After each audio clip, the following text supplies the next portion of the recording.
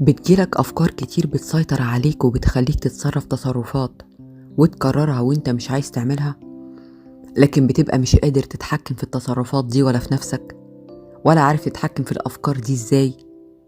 زي مثلا قفلت الباب كويس قبل ما تنزل، طفيت النار بعد ما خلصت الأكل ولا لأ، طب أروح أبص تاني، أو أنا هلبس اللبس ده كل شوية وأنا رايح الامتحان عشان بحل كويس كل مرة ألبس فيها اللبس ده، فهفضل أكرره كده على طول الامتحانات. غسلت ايديك لكن حاسس برضو انها لسه منطفتش كويس ومحتاج تغسلها تاني وتالت. بتقعد ترتب في الادوات والحاجات في اي مكان لو شفتها مش مترتبة بشكل منظم ودقيق ومستفز ومبالغ فيه. قلقان دايما من بكرة وبتخاف من المرض وبتتفزع لو جالك شوية مغص حتى او كحيت. طب تعالى اما اقولك، غالبا كده الافكار السوداوية او الموسوسة دي اللي بتتحكم فيك بتبقى اعراض الوسواس القهري. والوسواس القهري له أسباب كتير ودرجات ونسب، وكمان احنا النهاردة هنتكلم عن اضطراب الوسواس القهري اللي ممكن السيطرة عليه عن طريق تعديل بعض السلوكيات.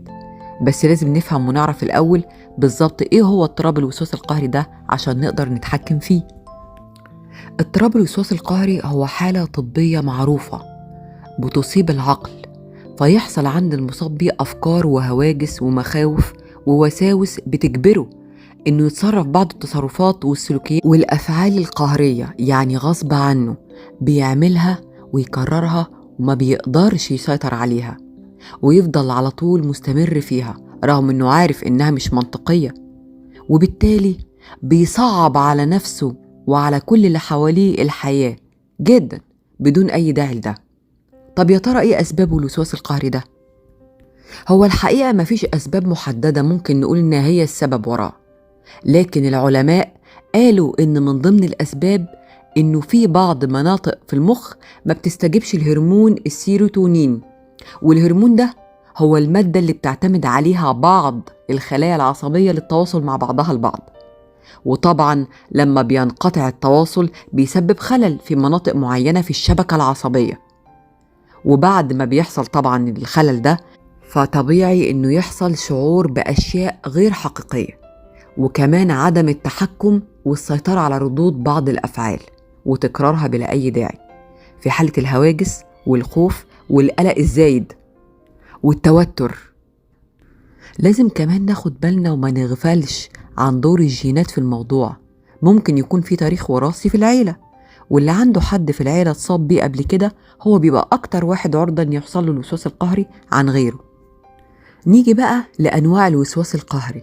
الحقيقة أنواعه كتيرة جدا جدا وغريبة ومختلفة، يعني في اللي بيجيله مرتبط بتكرار بعض العادات اليومية والسلوكيات، زي عادة التنظيف المبالغ فيها سواء في النظافة الشخصية أو نظافة المكان أو استمرارية القلق والتشكك من أمان شيء معين، وتكرار التدقيق للتأكد أنه اتعمل، زي ما قلت كل شوية أروح أشوف النار طفتها ولا لأ، إعادة ترتيب بعض الأدوات المنزلية بدقة متناهية وزوايا معينة لدرجة الامتناع عن استخدام الأدوات دي كمان عشان ما تتبعترش مرة تانية. وكمان في وساوس الأفكار عن الدين وعن شريك الحياة، والمبالغة من الخوف من الأمراض والذعر والفزع من ظهور أي شيء عرضي بسيط. ومن ضمن الحاجات اللي بتخلي الإنسان أو المصاب في حالة توتر مستمر بعض الأفكار والدوافع وصور ذهنية متكررة في خيال المصاب بتخليه في الحالة دي، زي ما قلنا الخوف من الجراثيم والتلوث والفيروسات مثلا، الأفكار الغير مرغوب فيها أو المحرمة دينيا وبتنطوي على الأذى أو الجنس أو الدين، أو أفكار عدوانية سواء تجاه نفسه أو الآخرين، أو الرغبة في تنظيم كل شيء بشكل متماثل نسخ مكررة، محاولة الوصول للمثالية والدقة المتناهية في كل شيء. كمان بعض المصابين بيجيلهم تشنجات لا إرادية، ده اضطراب التشنج اللا إرادي، زي إنه هو بيكرر حركات جسدية معينة زي يغمز بعينه كتير أو هز الكتفين باستمرار بدون مبرر، يقعد يقشر في وشه كده في تقشير الوجه، أو إنه يحرك راسه مع كتافه باستمرار بدون أي سبب. طب نيجي للعلاج بقى إزاي؟ أولاً في جزئين للعلاج، في جزء دوائي وده طبعاً بعد التشخيص والفحص الكامل للمريض عشان نعرف إذا كان في سبب عضوي ولا لأ، إذا كان المريض في احتياج ليه. وفي الجزء النفسي والسلوكي اللي هو ممكن يكون ما عندوش مشكلة، تكون حالة نفسية بس مش محتاجة العلاج الدوائي، بيكون الأمر أبسط وأخف حدة. كل اللي بيكون محتاج ليه بعض تعديل السلوكيات والتدريب عليها. ولازم نعرف إن العلاج والتدريب بياخد وقت طويل لأنها بتبقى حالة مزمنة. طيب إزاي؟ زي مواجهة المخاوف دي ونأخر ردة الفعل عليها، يعني يشوف أدوات مثلا مش مترتبة ويحاول يسيبها ما يرتبهاش، أو إن هو يتأخر في تنظيف إيديه كل شوية، مش كل شوية يغسلها كل شوية، يحاول يمسك نفسه ويستحمل شوية. وهرجع أقول تاني، سواء العلاج النفسي السلوكي أو حتى الدوائي أو الاتنين مع بعض، لازم نعرف إنه بياخد وقت مش قليل. الموضوع بيبقى طويل للتدريب، وبعض الحالات اللي بتخف وبترجع تاني بسبب انتكاسة لأي بقى عامل نفسي أو موقف أو أي حاجة تعرضت لها أو نقص في حاجات معينة. أول حاجة تغيير نمط الحياة اليومي، ده في العلاج السلوكي. تغيير طريقة التفكير واستخدام أسلوب المواجهة، زي ما قلت من شوية، إن أنا أواجه الحاجة اللي أنا خايفة منها دي وأشوف هتصرف معاها إزاي، أو هقدر أتحكم وأسيطر على أفعالي وتصرفاتي ناحيتها إزاي. إدراك المصاب لمشكلته، لازم يكون فاهم ومدرك كويس جدا إن تصرفاته واللي بيعمله ده كله مشكلة ولازم تتحل ولازم يواجهها.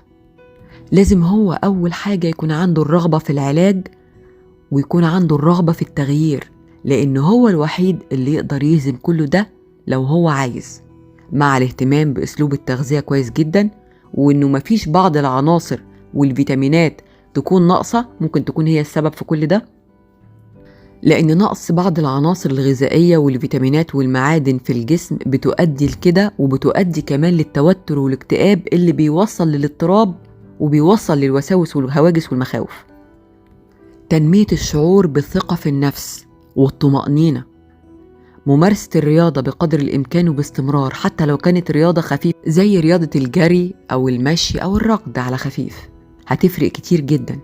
محاولة الحصول على قدر كافي من النوم، المدة الطبيعية اللي جسم الإنسان بيبقى محتاجها، وهي ما تقلش عن 8 ساعات، ويفضل ما تزيدش عن كده. ممارسة بعض الأنشطة المحببة للنفس، يعني أعمل حاجة أنا بحبها، والتواصل الجيد مع العائلة والأصدقاء وزملاء العمل. الاختلاط في الحالة دي بيبقى كويس جدا وبيساعد على الشعور بالطمأنينة والثقة في النفس، إنه ما يبقاش لوحده منطوي، وكمان بتساعد على تغيير الأفكار وتبادل الأفكار والتحكم فيها والسيطرة عليها. مشاركة مجموعات في الأنشطة الترفيهية، وده مهم. وأخيرا اللي هو المفروض يبقى أولا، ممارسة بعض الطقوس والشعائر الدينية زي الالتزام في الصلاة وغيره من الطقوس الدينية اليومية.